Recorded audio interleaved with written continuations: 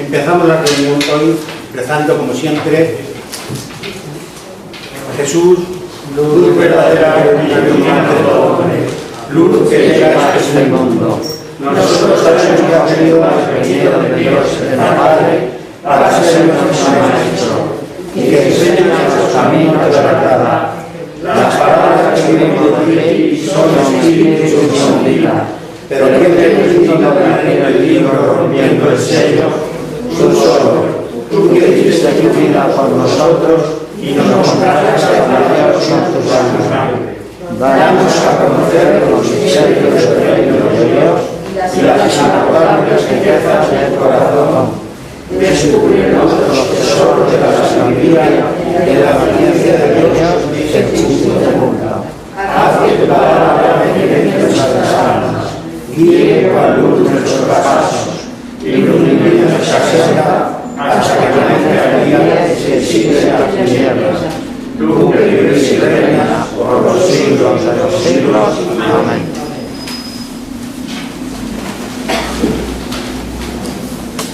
Bien, pues hoy esta charla la tenemos como una charla especial porque, como sabéis, en Fe Católica damos una charla específica en cada uno de los llamados tiempos fuertes del calendario litúrgico de la Iglesia.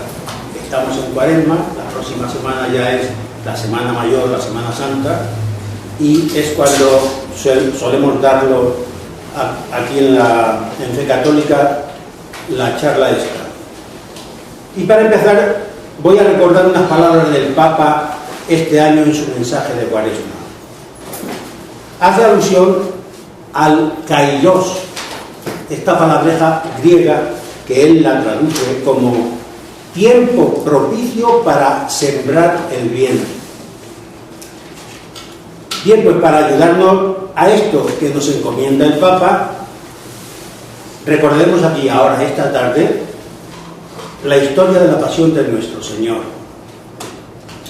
Y lo haremos recordando antiguas profecías, salmos, el Evangelio y estudios de famosos doctores como el doctor Pierre Barbet sobre la Sábana Santa y el doctor William Edward sobre el suplicio de la cruz. La existencia histórica de Jesucristo hoy no ofrece dudas, pero destacaré por su significado los comentarios de un intelectual ruso, Buglanov, en tiempos de la Rusia de Stalin. Decía: negar la existencia de Jesucristo es contradecir conclusiones universalmente aceptadas. Así decía este intelectual ruso en ese régimen tan cerradamente ateo. Si analizamos la historia propiamente dicha, nos encontramos con que existen referencias hacia la persona de Jesucristo de historiadores romanos muy próximos a su tiempo, como Tácito, que nació el 55, murió el 120, Plinio el Joven, 61 a 114, Cayo Seutonio, 75 a 170. Bien, pues este Jesús que vamos a hablar hoy sabemos que tiene dos naturalezas, una divina y otra humana. Nos ocuparemos aquí de esa naturaleza humana que tomó de la Virgen María, según nos dice San Pablo en su carta a los Gálatas, ese célebre 4:4, llegada la plenitud de los tiempos, envió Dios a su Hijo nacido de mujer. Pero antes haré un breve paréntesis para aclarar conceptos sobre el significado que tienen algunas palabras relacionadas con la pasión, y que porque además de haber y de estar muy oídas, a veces no captamos el significado tan profundo que estas palabras tienen. Una primera palabra: justificación. Justificación es un hecho de la justicia de Dios. Dios declara al pecador legalmente justo porque su Hijo cargó con el castigo y lo pagó por completo. El amor y la justicia de Dios, su misericordia, no está en haber dejado impunes los pecados de los hombres, sino en haberlos transferido a la persona de su Hijo. Segunda palabra, redención. Redención es el término técnico para explicar la obra de salvación humana realizada por Jesucristo. Su significación primaria es la liberación a base de pagar el conveniente precio o rescate. Esta es la idea que nos da San Pablo en sus cartas, que no se contenta con afirmar el hecho de la liberación del hombre por Jesucristo, sacándonos de la esclavitud del pecado, sino que expresamente habla del precio de la redención. En la primera carta a los Corintios dice: habéis sido comprados a buen precio, especificando que ese precio es Cristo. Más concretamente, su sangre. Lo dice en su carta a los Efesios. En él, por su sangre, tenemos la redención, el perdón de los pecados, conforme a la riqueza de su gracia. Bueno, hasta aquí el paréntesis.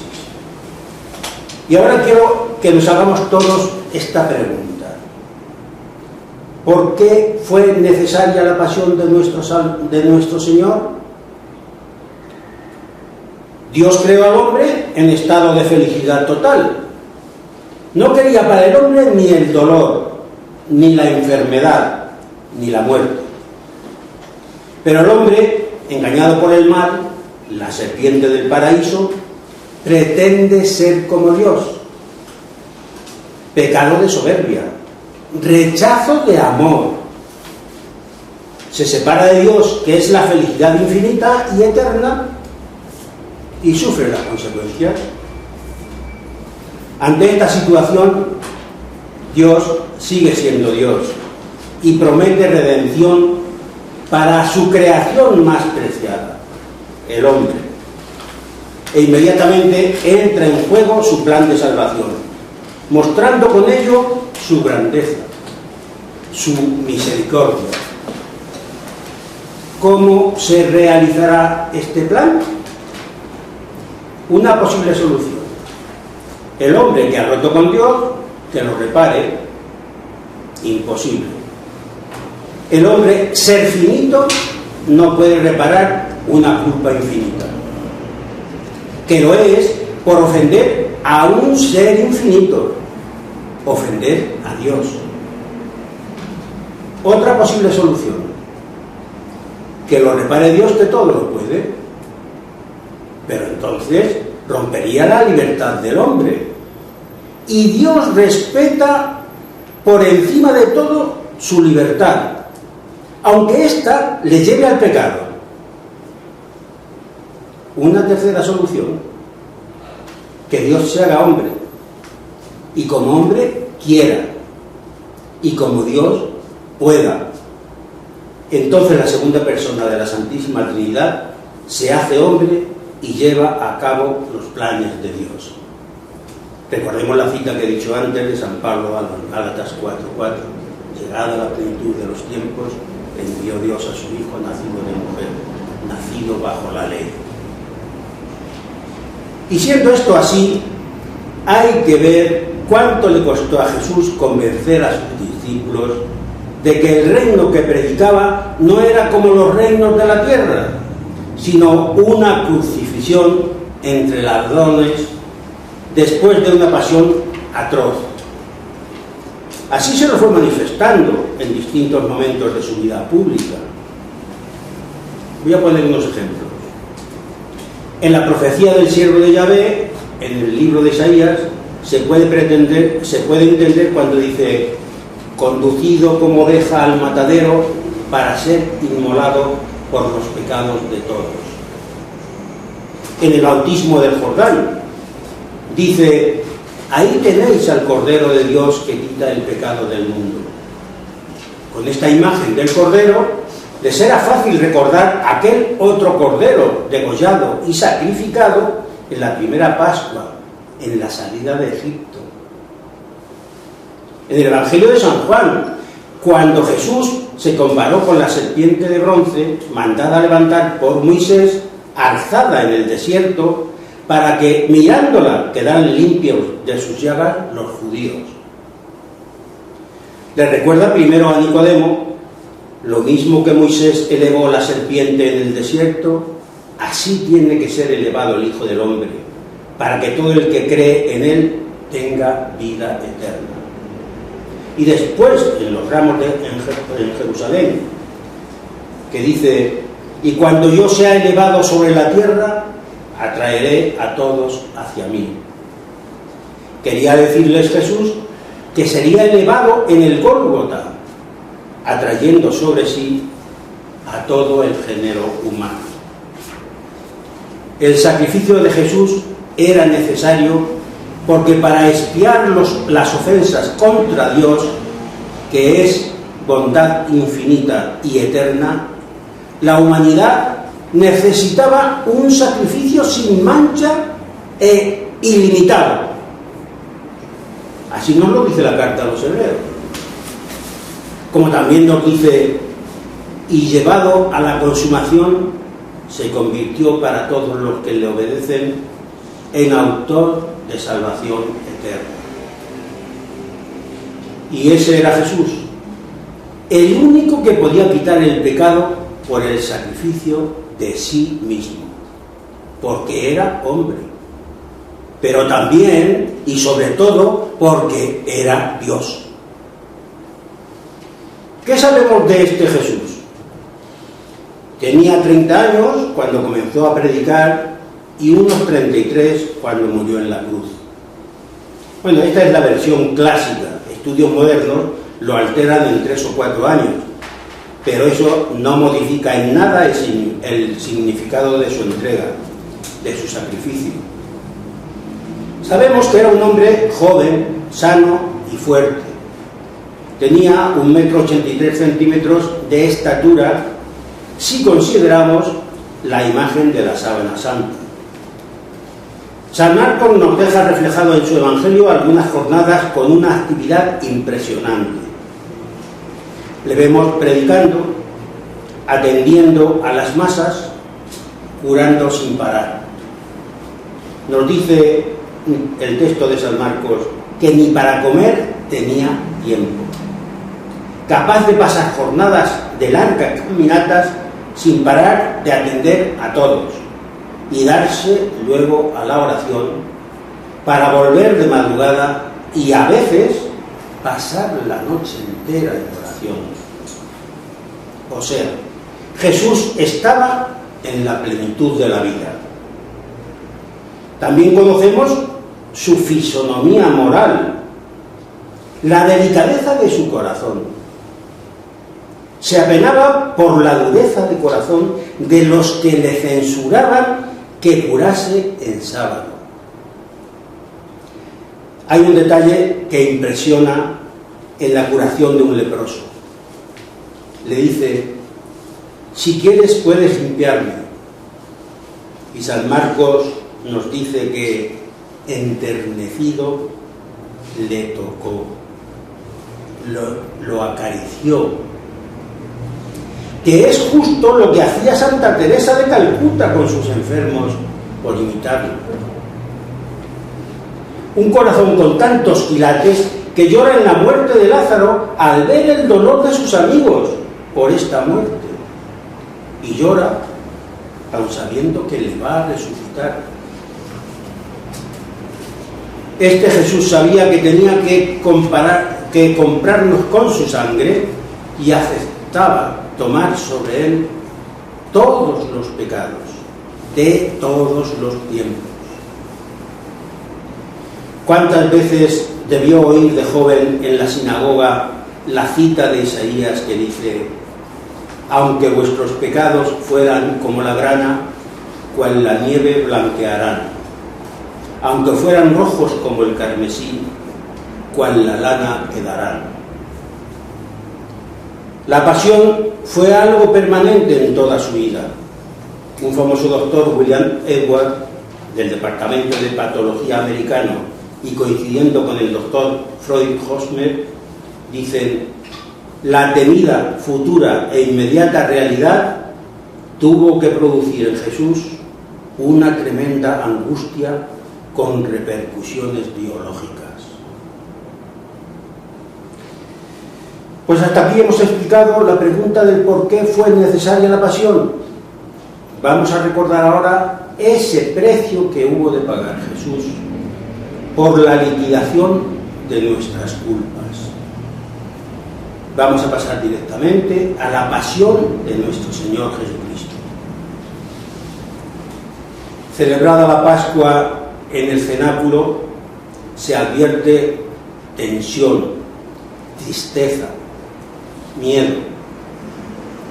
En los famosos capítulos del Evangelio de San Juan, del 13 al 17, se puede ver cómo Jesús les habló de traiciones, que ya iba a estar muy poco tiempo con ellos, que no se turbara en su corazón, que vería en ellos para que les dijese: no se turbe vuestro corazón, creéis en Dios, creer también en mí. A pesar de todo, sus discípulos no entendían. Posiblemente el miedo les impedía descubrir lo que estaba ocurriendo. Entre tantos misterios, hay uno que desconcierta a nuestra naturaleza humana. Cuando ya no hay quien pare la tragedia, hablando de tejas abajo, dice Jesús: ahora ha sido glorificado el Hijo del Hombre. La glorificación por el dolor, uno de los misterios que más nos cuesta digerir. ¡Qué gran revelación! A partir de su muerte, ningún dolor, pena, desgracia, enfermedad o sufrimiento quedará en balde. Que la hora de que tanto nos habla San Juan hoy en el Evangelio lo hemos visto, la hora de Jesús en el Evangelio de San Juan, esa hora es la hora de la cruz, no hay ninguna duda. Nos muestra a Jesús diciendo: Padre, llegó la hora, y salió para el huerto de los olivos. Jesús llega a Getsemaní. Había a la entrada de este huerto una espaciosa gruta, y allí quedaron 8 de los apóstoles. Y dice a Santiago, a Pedro y a Juan, sus más íntimos amigos, que le acompañen pidiéndoles consuelo. La agonía de Getsemaní es tal vez el misterio de la vida de Jesús que más turba y desorienta. Recordemos que el demonio fue vencido en las tentaciones del desierto, y San Lucas nos dice que se alejó hacia tiempo oportuno para buscar un mejor tiempo oportuno. Pues este es el tiempo oportuno en el que Dios permite a Satanás que vuelque todo su odio en la naturaleza humana de Jesucristo. ¿Qué mejor tiempo para que Satanás descargue todo su odio ahora que lo está pasando mal? Repasemos los textos. Angustias de muerte, dicen los salmos, Salmo 116. Mi alma está triste hasta el punto de morir. En San Mateo encontramos esta frase. Sabiendo que Jesús era Dios, cuesta creer que esa naturaleza humana esté tan empobrecida que tiemble y tenga necesidad de pedir ayuda a los amigos más íntimos. Un comentarista, el dominico padre Prat, dice: hace falta ser omnipotente para poder soportar tanto sufrimiento. San Pablo en su segunda carta a los Corintios dice: el que no conoció pecado se hizo pecado. El abismo de Getsemaní es un abismo insondable, porque es aquí, en Getsemaní, cuando Jesús carga con todos los pecados, se siente autor de todos los pecados, los crímenes, las impurezas, los adulterios, abusos, engaños, traiciones, blasfemias. El estado de Jesús en Getsemaní es aterrador. Hay un relato de la beata Anna Catalina Emmerich. Esta Anna Catalina Emmerich, que es alemana, que vivió entre los años 1774 y 1824, donde cuenta una visión que tuvo sobre este trance que vamos a relatar, pero quiero aclarar que los libros de esta beata cayeron en manos del actor y realizador Mel Gibson y fueron los que le propiciaron a él y le infundieron la idea de hacer esa célebre película La Pasión, que todos conoceréis. Pero vamos al texto de ahora, en el que yo quiero ver lo que en sus libros muestra el trance este en el que estamos, que nos dice: por su cabeza pasan todos los malos pensamientos. Cada mal pensamiento es una espina que se clava en su sacratísima cabeza y siente horror. En su sacratísima cabeza, digo. Por sus ojos también pasan todas las malas miradas. Cada mala mirada es una gota de sudor de sangre que corre por su rostro y siente la angustia de la muerte. Por su boca pasan todas las malas acciones realizadas por la palabra, las horribles blasfemias, las conversaciones obscenas, las malas enseñanzas, y se siente morir. Por su corazón pasan todas las ofensas, todos los pecados de todos los tiempos, de todos, y agoniza por el dolor que le causa.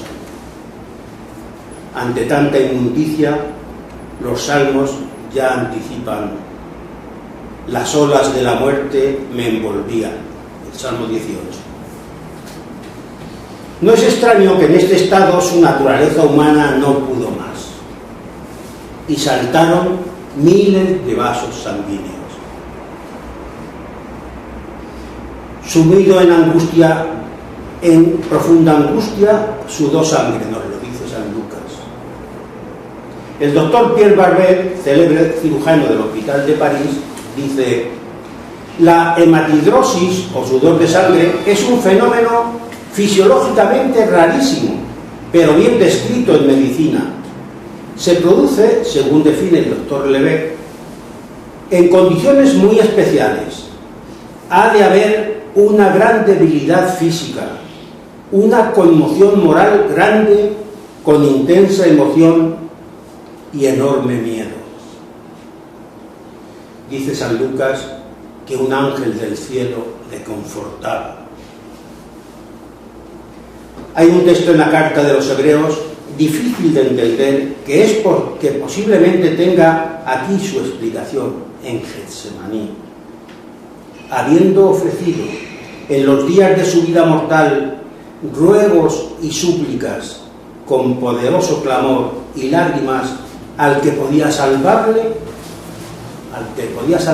de la muerte, fue escuchado.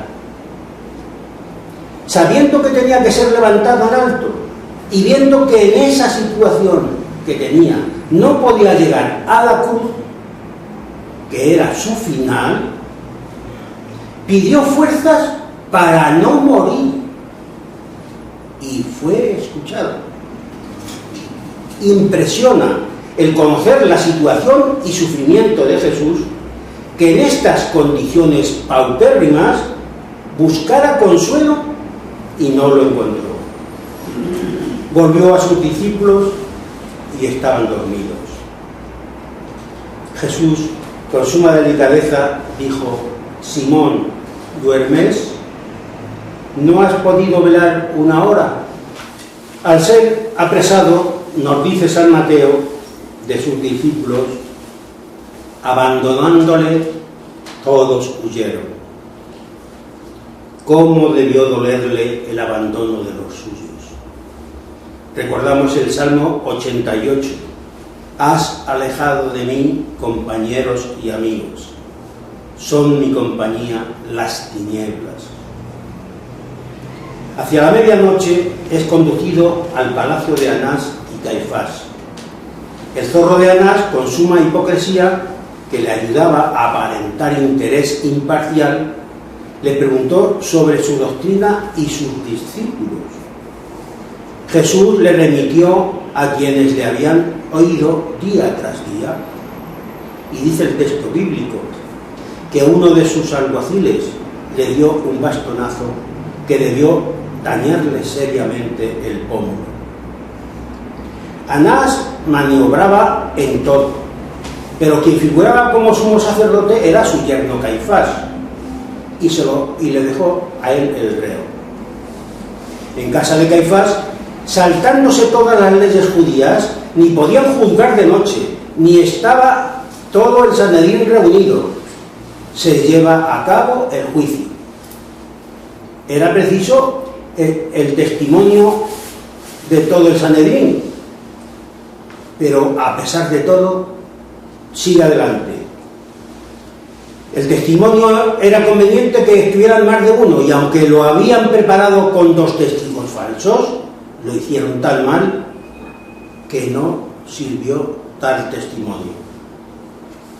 Caifás sabía que solamente podía agarrarse a lo que el acusado dijese, y astutamente preguntó a Jesús si era Dios. Ante la respuesta de Jesús, tú lo has dicho, tenían que mostrar su puritanismo, aspavientos, vestiduras rasgadas. No podían oír tal blasfemia. Se ha hecho Dios. Y el taimado Caifás, simulando estar escandalizado, preguntaba, ¿qué os parece? Todos contestaron, reo es de muerte. Pedro y Juan le seguían de cerca, pues Juan era conocido del sumo sacerdote, y entraron en aquella casa. Así nos lo dice el Evangelio. Pedro, que poco antes había dicho que le seguiría hasta la muerte, por cobardía le negó. Y por 3 veces.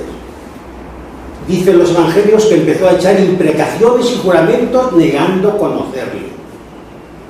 En ese momento que nos narra San Lucas, Jesús cruzó el patio y miró a Pedro. Vaya cruce de miradas. ¿Qué sentiría el uno y el otro? ¿Sentiría Pedro esa mirada cargada de misericordia que perdona los pecados? Entonces cantó el gallo, y Pedro recordó lo que Jesús le había dicho. Salió de la casa y lloró amargamente. La diferencia entre Judas y Pedro fue que Pedro se arrepintió y fue perdonado. Judas, por el contrario, se desesperó y se ahorcó. Pedro confió en el perdón de Jesús porque le amaba. ¿No es eso lo que contestaba cuando le preguntaba a Jesús, ¿me amas más que estos? Y así 3 veces. Jesús está apresado. Había que esperar que amaneciera. Dice San Lucas que los hombres que le tenían preso se burlaban de él. Le maltrataron e insultaron. Por San Mateo sabemos que le escupían en la cara, le abofeteaban y le golpeaban diciendo, adivina Cristo, ¿quién te ha pegado? Podemos suponer que Jesús, aunque callaba, recordaba lo que había profetizado Isaías. No escondí mi rostro ante las injurias y los esputos. En un calabozo oscuro y frío estuvo Jesús hasta poco más o menos las 5 de la mañana. y antes de las 7 estaba ya entregado a Poncio Pilato. Pilato, que no podía ver ni en pintura a los jefes judíos, intentó quitarse el problema de encima. Escéptico y cobarde, más que por ayudar a Jesús, le fastidiaba complacer a los que odiaba. ¿Que viene alborotando desde Galilea? Pues que lo juzgue Herodes, y se lo envió. Herodes era el prototipo del hombre empecatado y quiso divertirse a costa del reo, obligándole a que hiciese allí algún milagro. Por eso, sin inmutarse ante Herodes, ni una palabra salió de Jesús. Para disimular el ridículo, le trató a Jesús de loco y, vistiéndole de rey, lo devolvió a Pilato. Y muy curioso, nos dice San Lucas que estos dos personajes que se odiaban, Herodes y Pilato, se hicieron amigos desde ese momento, desde aquel día. Esta historia se repetirá siglo tras siglo, y cuántas fuerzas del mal, enemistadas entre sí, entre ellas, se unirán si se trata de atacar a Jesucristo, de atacar a su iglesia. Pilatos intentó por todos los medios no complacer a los judíos, dando por buenas las acusaciones que ellos decían. Le fastidiaba que se saliesen con la suya. Aprovechando la costumbre judía de soltar un preso por la Pascua, les propone soltar a Jesús. Pero de nuevo falla en su intento, porque los sumos sacerdotes y los ancianos lograron persuadir a las masas para que pidiera y que soltara a Barrabás. Aún se le complicó más a Pilato cuando su mujer le mandó este recado: no te mezcles con la sangre de ese justo, porque hoy he sufrido mucho en sueños por su causa. Como Pilato trataba de librarle, pensó en una solución injusta, pero que creyó eficaz: castigar a Jesús brutalmente y soltarlo.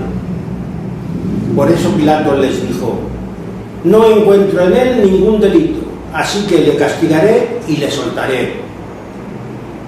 Sentencia injusta y confesada como tal, al decir que no encontraba delito, y ordenó una flagelación tan terrible en la que no pocas veces el reo moría.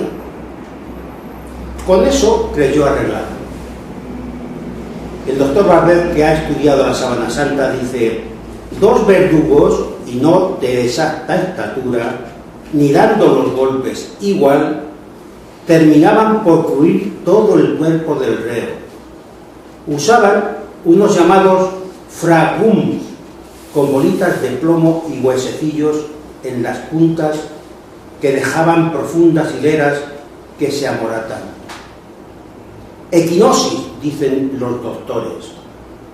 Además dice: hay que recordar que la piel había sufrido innumerables hemorragias por el sudor de sangre. Nueva sangre brota por los surcos de los látigos que caen desde los hombros hacia abajo. Un sudor frío inunda la frente. Se producen vértigos nauseabundos. Normalmente les ataban y así no podían caer, antes de dar por terminada la flagelación. Es de suponer que se emplearon con furor, porque dice el Salmo 129: sobre mis espaldas araron. También el Salmo 38 dice: nada intacto en mi carne, nada sano. Mis llagas son hedor y putridez. Serían sobre las 10 cuando los soldados,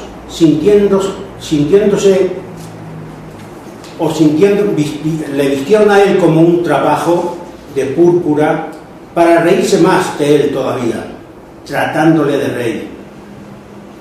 Le ciñeron una corona de espinas, y dice el doctor que era como una canastilla entre la nuca y la frente. Él, como cirujano, da testimonio de cómo la sangre del cuero cabelludo sale y explica que el cráneo se ve lleno de coágulos de sangre.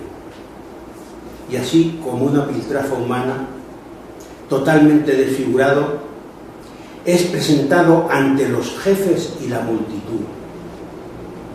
Por un momento debió haber un silencio estremecedor.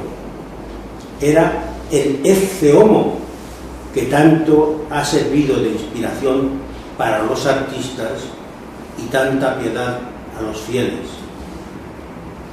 Pero los perversos jefes manejaban la turba y no cesaban de gritar: ¡crucifícalo! ¡Crucifícalo! Los judíos iban cortando a Pilato toda retirada, y los gritos de la gente le tocaron su punto más débil. Si sueltas a ese, no eres amigo del César. Todo el que se hace rey se enfrenta al César. Eso ya era una preocupante amenaza. Le querían mover su poltrona. La hipocresía llegó a cotas insospechadas con tal de conseguir la cruz para Jesús. Le seguían gritando: no tenemos más rey que el César. Entonces Pilato se sentó en el tribunal y lo entregó para que lo crucificaran. Serían sobre las 11 de la mañana cuando Pilato dictó la sentencia. Y el pueblo respondió gritando: caiga su sangre sobre nosotros y sobre nuestros hijos. Era la hora sexta. De la Torre Augusta, que era la estancia de Pilatos, al Calvario hay unos 600 metros. Y no es extraño, dado el estado en el que se encontraba, que en el camino tuviese varias caídas Jesús. Lo que no cabe duda es que los soldados, ya camino del Calvario, debieron darse cuenta de que no llegaba vivo sin que alguien le ayudase a la cruz, a llevar la cruz. Y dice el Evangelio de San Marcos: pasaba uno que volvía del campo, Simón de Cirene, el padre de Alejandro y de Rufo, y le obligaron a llevarla. Porque así como estaba, podía no llegar al Calvario. Tampoco extraña que se encontrara con su madre, porque sabemos por San Juan que María estuvo junto a la cruz. Martín Descalzo imagina que tal vez su madre, al enterarse de lo que ocurría, corrió a su encuentro, y al abrirse paso entre la gente hubo una voz que gritó diciendo: ¡es la madre! ¡Es la madre! Aunque los romanos crucificaban al reo totalmente desnudo, sabemos que respetaban las costumbres y tradiciones de los pueblos, y a los judíos les repugnaba la desnudez total, por lo que con toda seguridad con Jesús respetaron estos escrúpulos judíos y no le desnudaron del todo. Dice el doctor: al arrancar el resto de la ropa, los hilos de tela que están pegados entre las llagas, al tirar sin miramiento, arrancan las innumerables terminaciones nerviosas, dejando heridas en carne viva. Serían las 12 cuando los romanos lo crucificaron. Los clavos, forjados de 8 milímetros, irregulares en sus bordes, los clavaban en las muñecas. Solían hacer los agujeros antes, y como los medían a ojo, a veces descoyuntaban huesos. Aunque Jesús no se quejó, su rostro, dice el doctor, hubo necesariamente de contraerse horriblemente.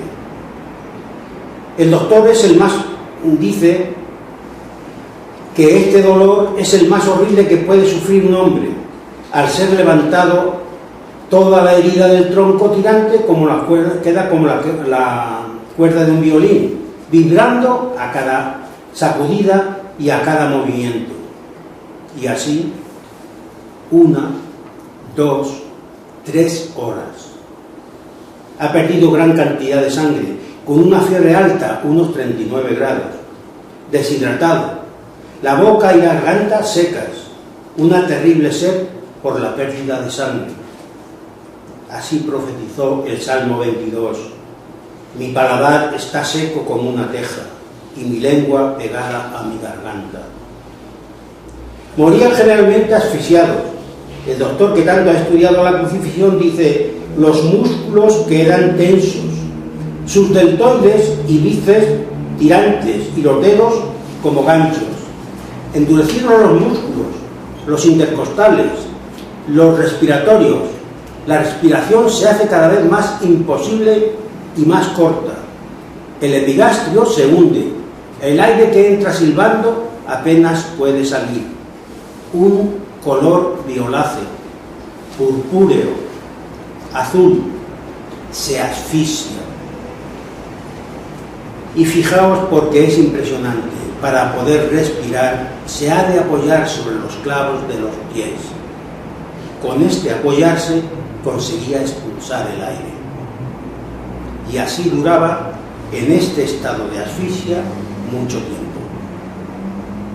En esta situación lo que más debió lacerar su corazón: burlas, retos, desafíos. Baja de la cruz y creeremos en ti. Ha puesto su confianza en Dios, que lo salve ahora, si es que de verdad le quiere. Ante tanta burla, Jesús no podía fallar. En una ocasión nos habló de algo incomprensible: amar a los enemigos. Ahora sí lo comprendemos. Cuando Jesús está con tanta burla, dice: Padre, perdónalos porque no saben lo que hacen. Perdona a todo soberbio, a todo criminal, a todo malvado. Perdona toda infidelidad, todo egoísmo, todo adulterio, toda hipocresía, toda envidia, toda oculta bajeza. Pero perdona no como en manada. Perdona, Padre, uno a uno. Cada uno es un alma irrepetible por la que me he dejado crucificar. San Pablo lo personaliza en su carta a los Gálatas cuando dice que me amó y se entregó por mí. ¿Qué impresión debió causarle en su corazón escuchar a uno de los malhechores que le acompañaban crucificados con él la palabra Señor, creyéndole dueño del reino de los cielos? Señor, acuérdate de mí cuando llegues a tu reino. La respuesta no se hizo esperar. Ya lo sabéis. La misericordia de Dios vuelve a salir, a manifestarse. Y aquí tenemos el primer santo consagrado. Su madre estaba allí de pie, junto a la cruz de su hijo. Ya en Caná la había remitido a esa hora, a esta. Era la hora del doloroso parto de la maternidad de María como madre de todos los discípulos de Jesús, madre del cuerpo místico. Es el momento sublime de la revelación, del misterio de asociar a su madre a la redención como corredentora. Como la mujer Eva estuvo asociada a la caída de Adán, María estuvo asociada a la redención. Así se comprende que al dirigirse a su madre le diga: mujer, ahí tienes a tu hijo. Y como señalase al discípulo para que no hubiese equívocos, dijo al discípulo: ahí tienes a tu madre. Los soldados echaron a suerte sus ropas. San Juan nos dice que su túnica era sin costura, tejida toda desde arriba. ¿Por qué sabía esto San Juan? ¿No sería una túnica tejida por su madre y cuando vivía María con él, con San Juan, juntos recordaban la pasión? Cuando proclamó que todo estaba cumplido, seguro que su alma experimentó una dulce paz. Todo pagado, la infinita maldad de todo pecado liquidada. Jesús volvió a hablar pese al dolor. El dolor que le proporcionaba cada una de las palabras que él pronunciaba estando en la situación que estaba. Nos dice San Lucas que ha dejado escrito que serían cerca de las 3 de la tarde cuando dijo: Padre, en tus manos encomiendo mi espíritu. Y nos dice que esta palabra la dijo con fuerte voz y entonces expiró. Estaba profetizado que no le quebrarían ningún hueso. Como era la víspera de la fiesta, no podían quedar los cuerpos en el madero. Así que los soldados rompieron las piernas por las rodillas a los dos crucificados con Jesús. Pero cuando llegaron a él, como lo vieron ya muerto, no le hicieron nada. Entonces uno de los soldados con su lanza le atravesó el costado. Y al punto salió sangre y agua. Aunque los muertos no sangran, dice el doctor Barber, que la sangre era de la aurícula derecha y el agua del pericardio, por lo que tuvo que tener el corazón oprimido con dolor angustioso. Estudio ratificado por el doctor Marino Molina, que en agonías excepcionalmente dolorosas, dice, el agua del pericardio es abundante. El corazón saltó como con la lanzada atravesado cuando estaba muerto, porque el corazón de Jesús no hubiera sido posible hacerle saltar con nada ni con nadie antes de morir. San Juan dejó escrito que nos amó hasta el fin, hasta el extremo. Solo el amor divino es capaz de tanto. Y una reflexión. ¿Qué misterio será el pecado que necesitó tanto dolor para borrar? Ya voy a terminar. Y lo vamos a hacer recordando unos estremecedores versos místicos. Y quiero, a ver si adivináis de quién son. Dicen así: no me mueve mi Dios para quererte el cielo que me tienes prometido, ni me mueve el infierno tan temido para dejar por eso de ofenderte. Tú me mueves, Señor, muéveme al verte clavado en una cruz y escarnecido.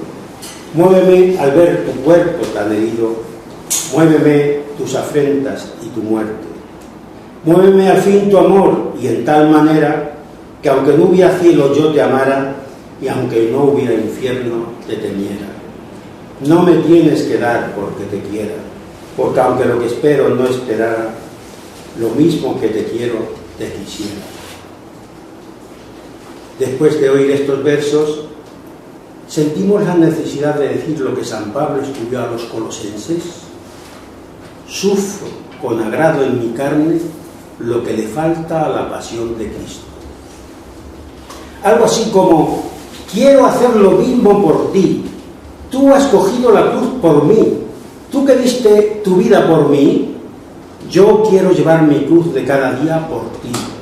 Y quiero llevar mi cruz de cada día con alegría.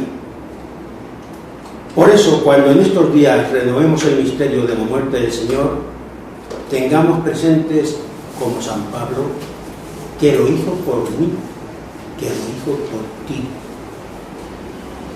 Os recuerdo las palabras del Papa en su mensaje de Cuaresma. Practicando el amor fraterno con todos, nos unimos a Cristo, que dio su vida por nosotros, y empezamos a saborear la alegría del reino de los cielos, cuando Dios será todo en todos. Termino recordando el sentido litúrgico de la Semana Santa en la Iglesia, que es celebrar los sacramentos pascuales, pasar de la muerte a la vida, salir de la esclavitud del poder del demonio y vivir en la libertad que nos devuelve a la comunión con Dios en su Iglesia. Contemplemos sí en estos días a Cristo en la cruz, pero gocemos con el maravilloso triunfo de la vida sobre la muerte. Gocemos con su resurrección. Así que os deseo a todos una feliz Pascua de Resurrección. Y ahora rezamos a la Virgen. Virgen, bella como la luna, delicia del cielo, en cuyo rostro se miran los santos y se contemplan los ángeles. Haz que nosotros los hijos nos parezcamos a ti, y que nuestras almas reciban un rayo de esa belleza tuya, que no decae con los años, sino que brilla y la María, sos del cielo, despierta tu la vida donde ha de ilumina los espíritus que se caen en las tinieblas, reflejando el rostro de tus hijos, concédenos el premio de tu luz y tu fervor. María, poderosa Santa de ejército, concédenos nuestra vida la victoria. Somos tan débiles y nuestros enemigos incluso contra de los esclavos, mas con tu bandera nos sentimos seguros de vencerlo. Él conoce el poder del bien y teme la majestad de la humanidad. Sálvanos, María, bella como la luna, única como el sol, temible como un ejército de maldad, de y de guerra,